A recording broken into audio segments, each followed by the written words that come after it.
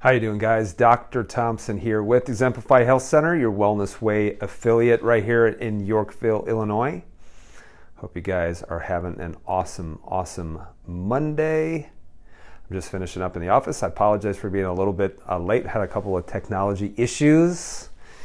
So let me guys know what you did this weekend. So actually on Saturday, I had the opportunity to speak at an event right after Dr. Peter McCullough. So I got an opportunity to hear him speak, and I spoke right after that. It was a really awesome event. We had, I think, about 500 people at that event, out in the middle of in a country cornfield at a church, and it was just amazing how many people came from all over to be able to see that event. So if you guys missed it, you can watch the replay of that event. We have the link posted somewhere on this timeline, and it is at Rumble, not on YouTube, because YouTube doesn't allow anything. I'll explain that in just a second. But today what I'm going to go over with you is the difference, and I spoke about this on Saturday, and there is a difference between medicine, quote unquote natural medicine, and then the wellness way approach when it comes to the immune system and how we see things so differently, okay? I'm going to explain to you guys the difference and the reason why we get the clinical results that we do, and it really has to come down to the perspective, okay? It's all about the perspective. So I'm going to give you 3 different perspectives when it comes to how we are handling the immune system.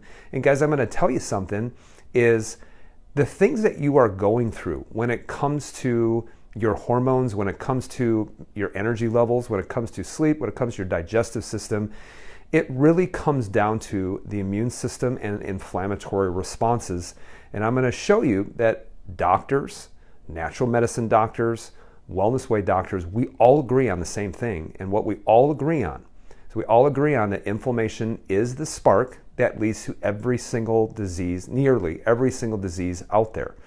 And so, but we're going to talk about where we start to differ is how we are handling it, and also the perspective that we are coming from as far as getting people better.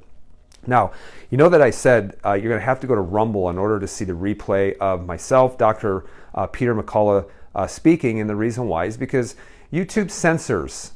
It censors a lot, and in fact, I can't even post this video. Normally we'll take this video and put it up on YouTube, but I can't do that for a week for this very reason, is because I woke up and I had an email in my inbox, and it is from YouTube, and YouTube said, hey, one of the videos that you did last week, we took it down because you're not supposed to talk about that on YouTube. Well, I talk about it anyway. You can deplatform me, that's fine. I don't make all that much money when it comes to the YouTube platform, but this is actually the 3rd video that they have taken down. The first one they never allowed me to put back up once it got to 1 million views. The second one they took down within 5 minutes. This was 2 weeks ago. After it actually had passed all of their scrubbers, they took it down within 5 minutes. I said, hey, I didn't violate anything. They put it back up, and then they took this one down when I talked about why all of the quote-unquote vaccine injuries. Why? And the only thing that I did was I used the CDC's own statistics on injuries and just explained to you, here's why I think there are an increase of injuries, and here is why it makes physiological sense. Well, they didn't look like that. They took it down. I appealed, and then they said, sorry, it goes against what the World Health Organization actually says.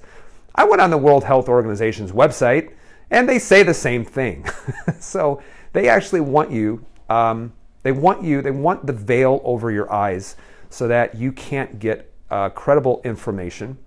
They want the veil over your eyes so people don't start to understand the truth. And guys, to be perfectly honest, is that there probably will be a day in which I won't have a Facebook page, Dr. Nathan Thompson and Exemplify Health Center. And I'm okay with that because there's going to be other platforms that I will be on. You will be able to find me. So if you guys want and you go back and look at the archive of our videos, yes, some of them are still up on YouTube. But if you really want to see all of them, they are in fact on our Rumble page. And Rumble is just another video platform that doesn't censor. It's a good platform. And if you go to Dr. Nathan Thompson, you'll be able to see some of the videos that YouTube has taken down on there. So you guys can go ahead and go to that page, because we have started to migrate all of our videos from YouTube over to Rumble, because once YouTube takes them down, you can't get that information back. So we have actually, in fact, downloaded literally all of our videos, and then we have them so that we can start uploading them to other platforms. So smart thing is I've actually have kept those things. So let's talk about the immune system, guys, from the perspective of medicine, from the perspective of natural medicine, and then the wellness way approach when it comes to the immune system, okay? A lot of people have asked me, even on Saturday, they came up and they said, what do you think about HCQ? What do you think about ivermectin? What do you think about monoclonal antibodies? What do you think about that? Or remdesivir? And honestly, guys, what my answer is I'm not a fireman. We have all of these doctors that are arguing about who can put the fire out better. Now, you should be arguing in that profession on who can put the fire out better, but I come from the perspective of saying, guys, if you actually had a healthy immune system, you had healthy immune system responses, we wouldn't need to have this conversation on who can put the fire out better. Leave that to the profession that are the firemen, and that profession are the MDs. That's it. See, I've never claimed to be an MD. I really don't want to be an MD. I don't want to be a fireman. I want to be a carpenter. I want to actually help you prevent from needing the fire department in the first place, in which I want to investigate all the different things that can actually cause you to having a fire in the first place, and work on correcting that so you don't end up needing the fire department in the first place. And so, you have that going on. But the other thing is let's say you have had a fire. Okay, great. You've had a fire. Now what? Who has put your body back together? Who has rebuilt the body? And that's when the principle of the carpenter starts to come in. That's what I want to do. I don't really care about putting out fires. And so if you want to know which medication is the most advantageous, being a first line of defense against COVID, well, then find the doctors who have actually done that and who can recommend that for you. I just don't want you guys to get in that situation in the first place, which comes down to the perspective that we're actually coming from. So let's talk about the immune system a little bit. I want to show you really, really a fascinating slide. And guys, this is actually in our Make Immune System Strong Again webinar. And I'll go over how you can be a part of that on Saturday at 9 o'clock for free. So make sure you guys watch this all the way to the end. But I want to show you a fascinating slide, which is this. And where this comes from is it comes from Guyton and Hall's Medical Textbook of Physiology. Okay, let me say that again. Medical Textbook of Physiology. And so a lot of times when you're studying physiology from a medical textbook, you'll understand that, my goodness, there's a lot of MDs that aren't even following their own physiology by what they're prescribing people or what they're doing people or their views on the immune system. So I will show you right now what is this medical textbook of physiology. And in fact, this medical textbook of physiology is everything that they teach in medical school in the first year. It's actually what they teach in chiropractic school. Heck, they probably teach this in naturopathic school as well. But they talked about this whole idea with the immune system, and it's called leukopenia, which is just a big fancy word, meaning I don't have enough white blood cells, okay? So here's what they say. This is what's interesting, guys, because this will change your perspective on how we see the immune system. This is what they say. Normally, the human body lives in symbiosis, and what that means is symbiosis means in harmony. It works together. So it works in harmony with many bacteria because all of the mucous membranes of the body are constantly exposed to large numbers of bacteria. So what are the mucous membranes? The mucous membranes are basically anything that has a mucus layer and then a layer of skin that protects you from the external environment to the internal environment of the body. So you have these mucous membrane linings in the nose, in the pharynx, in the throat, in the mouth, in the lungs, in the gastrointestinal system, in the genitourinary tract. Anything that comes into contact between internal and external environment, and it's a barrier and it's there to protect you from any kind of foreign invaders, bacteria, virus, or also foods, okay? And so they say you have large number of bacteria that you are constantly being exposed to. The mouth almost always contains various spirochetal, pneumococcal, and streptococcal bacteria. That's interesting, meaning if we did a swab of your mouth, or we took a Q-tip and we swabbed the back of the throat to the tonsils, guys, you would have streptococcal bacteria. Does that mean I have strep throat? Guys, all strep throat is an overgrowth of the normal bacteria that are already present within the mouth. That's all that it is. Why does it overgrow? Well, do you have to necessarily kill it off? Or maybe it's overgrowing because the environment is ripe for it, and figure out why the environment within the mouth, within the throat, has actually changed. And so they say is that these same bacteria are present to a lesser extent in the entire respiratory tract. So basically, guys, they're all over the body. They're within the mucous membranes. And they say this: any decrease in the number of white blood cells immediately allows invasion of the tissues by the bacteria that are already present in the body. So think of this. Here's what they just said, Guyton's Medical Textbook of Physiology. They said the reason why you get sick is not because the bacteria attacked you. The reason why you get sick is because you have a decrease in the immune system response. You have a decrease in immune system cells, also known as leukopenia, or loss of white blood cells. No different than osteopenia, loss of bone mass. Sarcopenia, a loss of muscle mass. It's just a big fancy word that scares the you-know-what out of you because it's in Latin. Guys, start looking up diagnoses. You're going to be like, oh my goodness. Such a fancy word for such a simple term, okay? So what did they say? They said the reason why you get an infection isn't because of the bacteria, it's not because of the virus, it's because you have a decrease in white blood cells that are responsible for killing off foreign invaders, foreign pathogens, okay? Here's what they also say, again, in Guyton and Hall's Textbook of Medical Physiology. Because I love it when people say, where did you get that at? And you obviously don't know what you're talking about. I'm like, I got it from a medical doctor's own textbook. Where'd you get that at? I got it from PubMed, National Institute of Health. So here's what they also say about the immune system.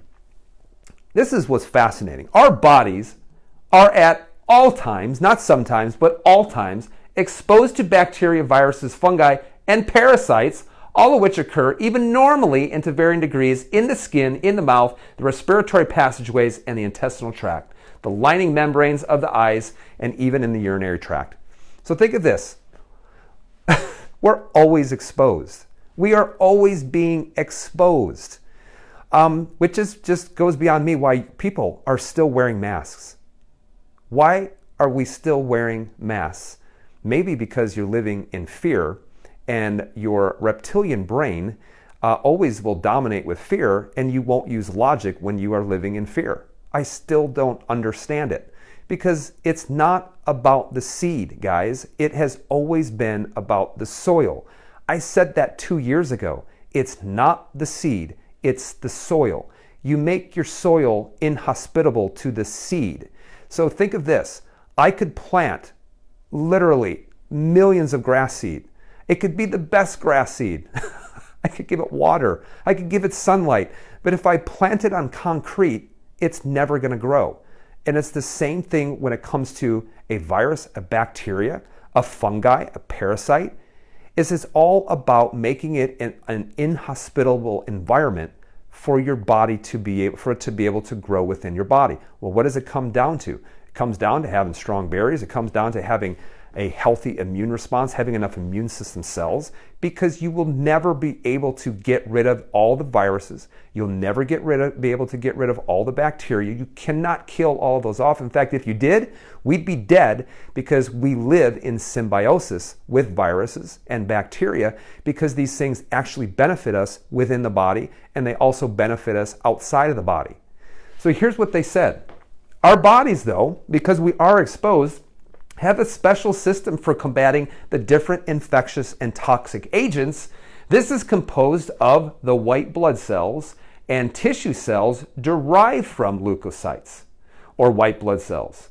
These cells work together in two ways to prevent disease: by destroying invading agents by what is known as phagocytosis. Basically, the cells eat the foreign invader. And then number two, by then forming antibodies and then sensitized white blood cells, also known as killer T cells, which after you have had some kind of exposure, guys, you will have these sensitized killer T cells that will be sitting around the area of infection within the lungs, for example, that are there to sniperly specific kill those next pathogens that then you get re-exposed to. One or both of which may destroy or inactivate the innate invader. And I asked this question, I said, hey, how do you know, what's the best way that your immune system can handle things? Raise your hand if it's antibodies, and everybody raised their hand. I said, it's not. You guys know that antibodies don't have a brain. All the antibodies do is antibodies that surround and coat a foreign invader and make, for example, a virus too large to be able to enter into the cell. It doesn't actually kill the virus. A virus is not dangerous if it doesn't have a host to infect. All right? It's not dangerous unless it has a host to infect. So that's what antibodies actually do. They flag it and they coat it to make sure that it's too big to enter the cell, and then it's flagging it so that other cells can go ahead and eat it or phagocytize it, guys. So this is basic cell physiology. So when you look at this from a medical standpoint, it makes you wonder. It makes you wonder, why are we handling these things like this, okay? So let me give you the perspectives from medicine on the immune system, from natural medicine on the immune system, and what our approach actually is. And you're going to see, when you start looking at it from a different perspective, you're going to say, wow, that makes a lot of sense. Because I've always said this, if we can make sense to this, if this makes sense for you, you'll never be able to unsee the perspective that we come from. So think of this. Medicine. How does medicine handle a problem with the immune system? And I want you to think of this, because most issues that you are dealing with involve the immune system. Let me give you an example. Cancer. Dr. Nate, cancer is a problem with the immune system. Absolutely. Because you are equipped with cells that are designed to kill off tumors. You have killer T cells, you have natural killer cells. Their design is to literally scavenge the body and looking for cells that don't belong in the body. You get enough cells, they become a clump. They can become a large enough clump and it becomes a tumor. And if you do not have enough of these cells, then what happens is that you will start to develop tumor growth. How do you know this? Look at a person who is HIV positive that has then progressed into AIDS. What do they die from? They die from cancer. They don't die from AIDS. They die from either cancer or infection because you don't have enough immune cells. So cancer is either an immune system that goes down and then a toxic load that starts to go up, to put it very simply. So when you look at cancer, how does medicine treat cancer? Well, basically what they do is that chemotherapy, radiation, and basically they're giving you drugs that are doing the job that the immune system failed to do. That's really what it's doing, is they're just poisoning the cell, the cancer cells, because the immune system could not do it fast enough. Well, Dr. Nate, are you saying that you should never have chemotherapy, radiation? It depends on testing. Some people, their cancer is out of control. It doesn't matter how much you're going to raise the immune system is never ever going to be able to catch up. And there's ways that you can actually test and say, yeah, the body's not going to be able to handle this because it's too far gone, your immune system is too weak, and the cancer has gotten up to here. But all chemotherapy is doing, again, is the job that the immune system ultimately failed to do. Now, what about autoimmunity? Because again, this is an immune system issue.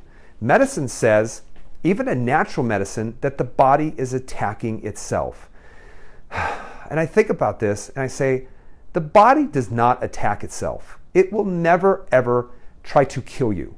The body doesn't mess up. And if you come from the perspective, the body never makes a mistake, then you're going to understand and start seeing autoimmunity from a lot different perspective. And I will tell you this, who gets the best clinical results? The wellness way approach or the medical approach?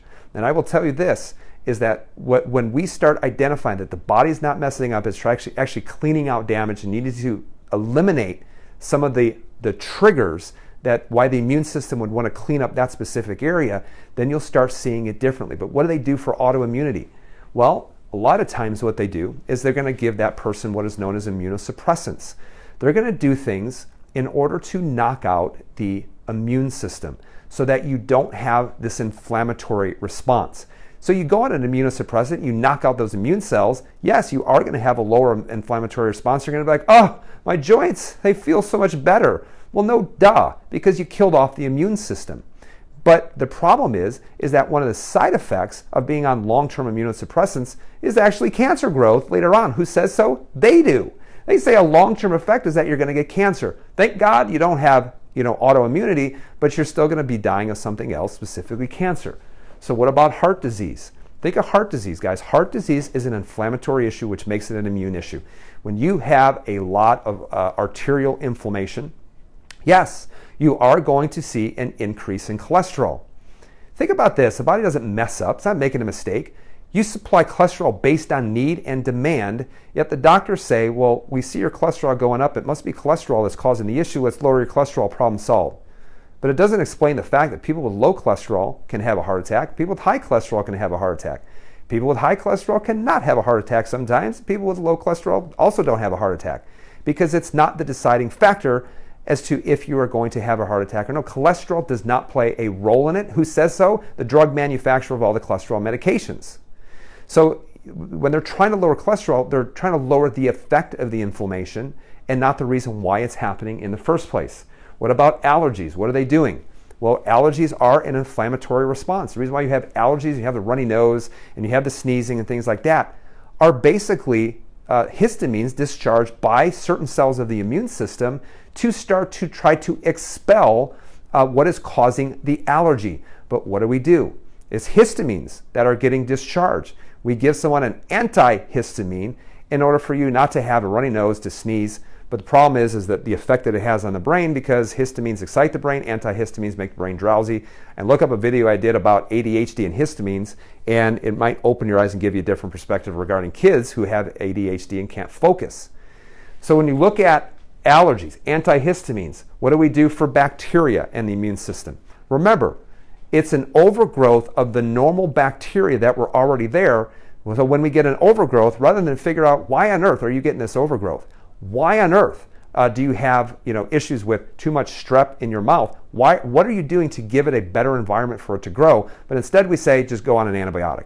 You don't have to look very far to know that we take way too many antibiotics. Does it mean you never ever need to be it? No. I remember I was telling a friend, he's like, would you ever be on an antibiotic? I said, sure. If someone threw me in a water treatment facility in a big pile of you-know-what, and I was exposed to literally so much bacteria, the bacterial load, that I might go on an antibiotic at that point if someone threw me in a big pile of you-know-what. But the reality is, guys, is that we overprescribe antibiotics, and the consequences have been absolutely devastating. We have so many GI issues based on the overprescription of antibiotics. Doctors pass them out left and right because people go to the doctor. Hey, so-and-so has a sore throat, and they say, well, it's probably viral, but I'm going to give you an antibiotic anyway, because if I don't, you're going to be mad that I said go home and heal yourself. Okay, so antibiotics, and then finally, when you look at viruses, what does medicine do for viruses? Well, up to about 2 years ago, they said, you know what? There's nothing that you really can do. Just go home and wait it out. Maybe eat some chicken soup. But all of a sudden, 2 years ago, they said, well, here's our idea with viruses is we're going to do masks, and we're also going to do vaccines. Interesting. So masks are now the answer to avoid a virus, which always makes me wonder because, the diameter of the virus is 1 micron, and the diameter of the pores of a mask are 60 microns. It makes you wonder, all right? So I want you to think about it, that when you're trying to suppress the immune system, this is in the case of autoimmunity, you're always going to have effects, guys. Here's the effects. In fact, one of the most common medications of autoimmunity is called methotrexate. And here's the effects. It's not called side effects. They are effects. It's just to happen that the desired outcome, desired response is called the primary effect. Everything else is a side effect. When, guys, they're all effects. So you have flushing, rasping, itching, dizziness, headache, loss of breath, facial swelling, back, stomach, and chest pain, nosebleeds, bleeding gums, hair loss, blood clots, infertility, and yes, you actually have cancer. So I want you to think about it. What happens? You do something that is primarily caused by the immune system, and you're suppressing the effects of that immune system response, and all you do is you try to put out that fire, but really what do? You create more fires.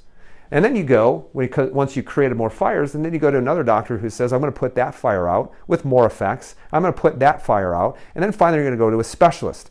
And this is my definition of a specialist, is that someone who knows more and more about less and less until finally they become an expert in nothing.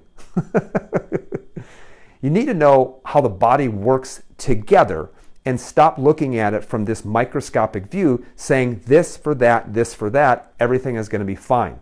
So a lot of you, and you may be actually watching this right now, a lot of you are saying, yeah, you know what, I want a more natural approach, okay? I want a natural approach. Can I get a natural approach to the immune system? And so basically what you do is you just substitute the thinking of have this, suppress that with medicine to have this, suppress that, except with something more natural. So there's so many people who come in and they're sick and they're taking 15 different supplements. And I'm saying, why are you taking this supplement? I don't know, but Dr. Oz said it might be good.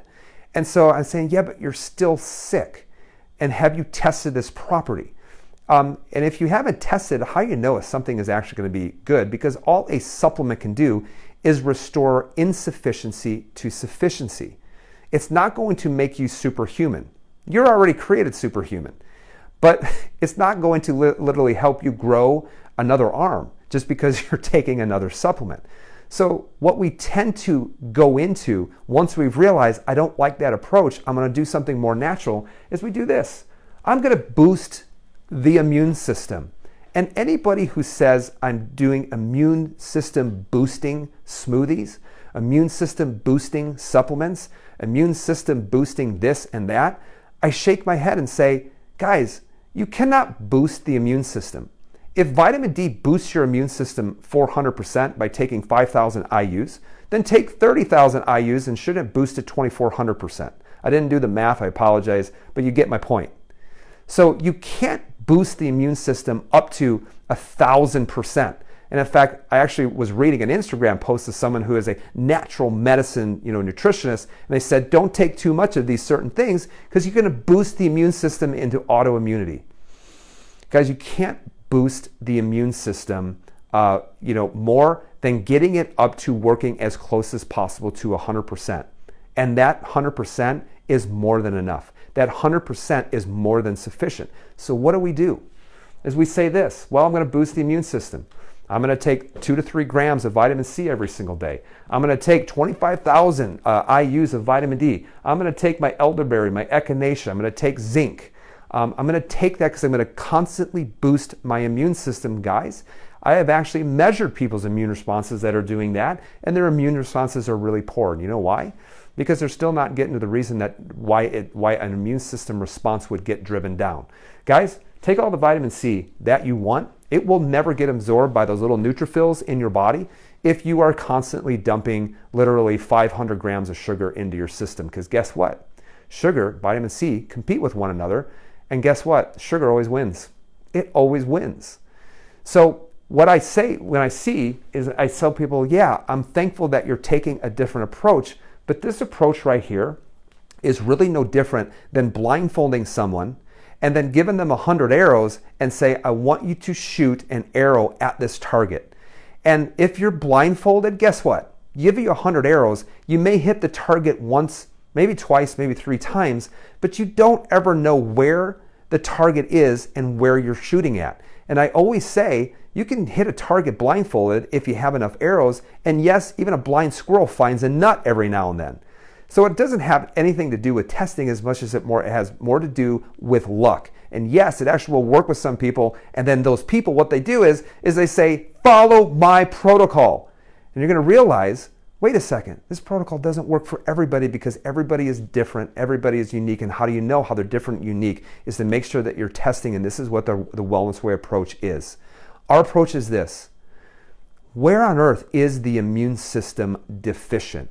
Where is it insufficient? And how can you do that? You can do that by testing. Why is the immune system suppressed, or why I say this, quote unquote, overactive? It's not overactive, but that's what we like to call it. Why? We can be the crime scene investigators that go in and figure out why there is either a potential fire happening or why this person got into a fire in the first place and start correcting it. And we always will say is test, don't guess.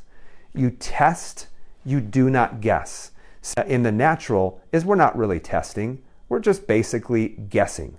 And so we're just dumping a bunch of things in. Hopefully it actually works. But here we are saying once we find the cause, now we know through research, we know because everything that we recommend has actually been researched. We know that you're going to get better if you follow through, you do what you're supposed to, you correct the lifestyle issues. We know that you're going to get better. Why? Because the best thing about the Wellness Way approach perspective is because we say this: the body is designed to adapt, it's designed to heal.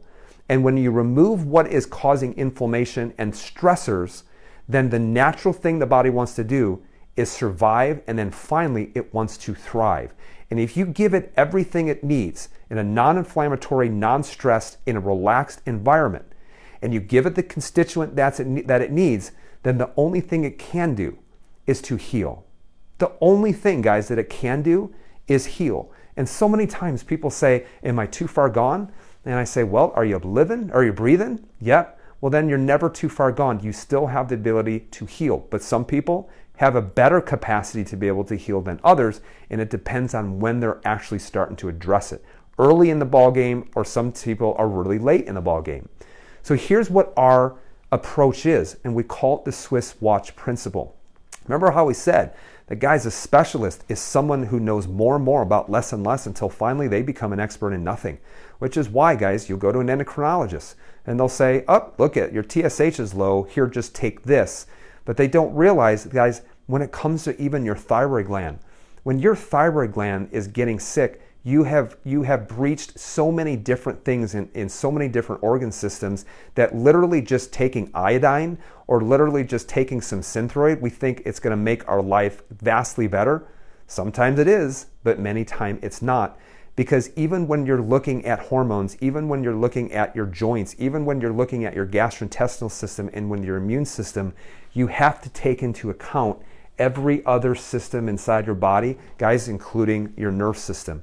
It all works together. And the reason why we call it a Swiss watch is because if you open up the back of a Swiss watch, you see all those gears. It's like saying, well, which one is more important? Which one is the most important? Is there any one of these that I can take out and somehow keep accurate time? It is all working together.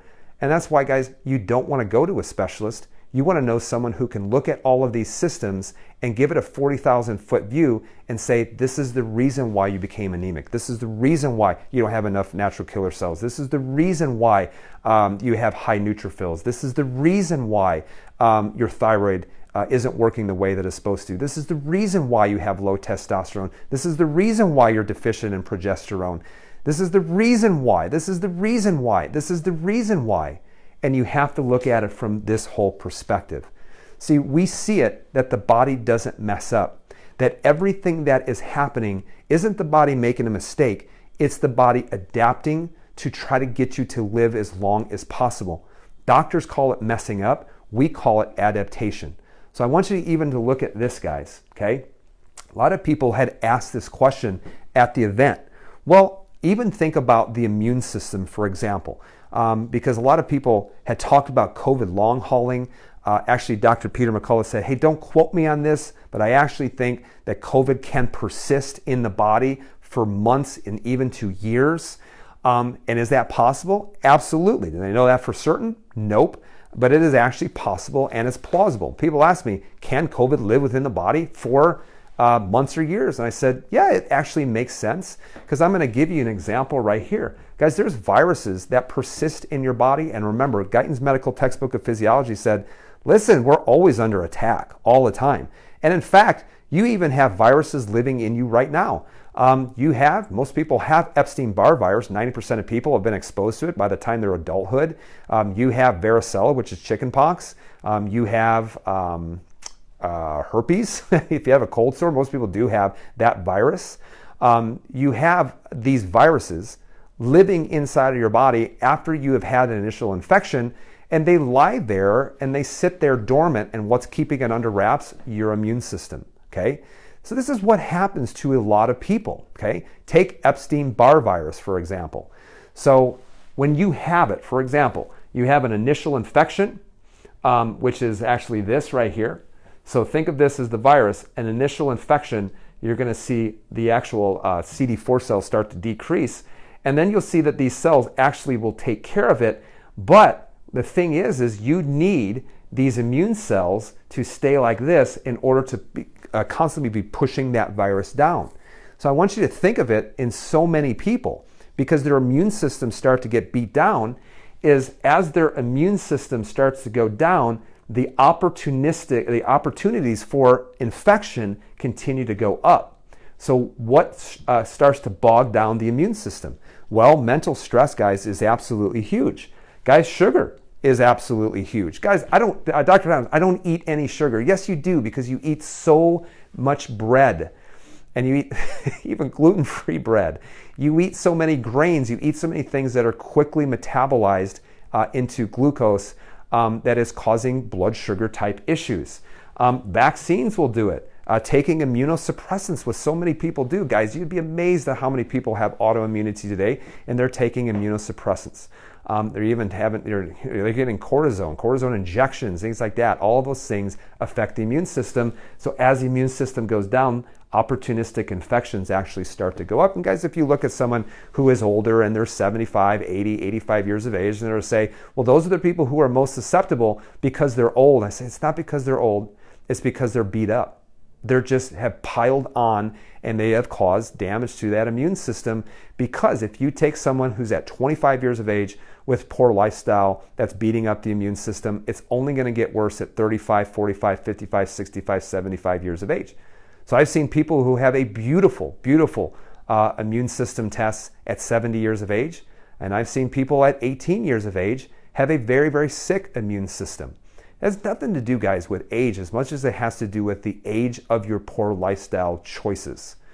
So, guys, if you enjoyed that, I hope you guys understood the difference in the approach between medicine, even natural medicine, and also in the wellness way approach. We see, guys, things so much differently, which actually leads me to this is, guys, I wasn't actually going to do this, but I decided kind of last minute on last Friday, is we're going to be doing a webinar, and it's called Make Immune Systems Strong Again. I love doing this. I've done this several times, but this is going to be a webinar, which means that you can watch it from home. All you got to do is register for it, and it's going to be Saturday at 9 o'clock a.m. And what you will see is we're going to be creating an event for this webinar. So if you come back to the page, you'll see that this is going to be an event. And we're going to give you the link to be able to register for this webinar. It's 100% free. And you'll be able to, once you register for it, it's going to give you a reminder, and it's going to give you the link to watch this, to watch the webinar at 9 o'clock this Saturday, February, whatever it is, 5th, I think. But it's this Saturday. And as you can watch it, I will tell you the webinar will be probably planned on about an hour and a half, hour and 45 minutes. So we're literally going to talk about the immune system in a lot more detail. And we're going to also talk about literally all the different parts of the immune system, the things that destroy those different parts of the immune system, and more importantly, what you can do in order to rebuild those certain parts of the immune system to make immune systems strong again. And so, guys, you don't have to live in fear. You don't have to live in fear of a virus, a bacteria. You don't have to live in fear. I can't stress that enough, especially once you get it tested properly and you've been doing the things necessary in order to rebuild and feed the immune system to make sure that you have proper immune system responses. Because, guys, a proper immune system response is more than enough, which is why I always say this. Two people exposed to the same virus, one gets sick and the other one doesn't get sick. They were both exposed to the same virus. It means that it's not the seed, it's the soil. So why haven't we been talking about how to make immune system strong again and how to make the soil strong so that we don't have to worry about the seed? Who says so? The medical textbooks of physiology. Now, if you're from the Yorkville area too, pay attention.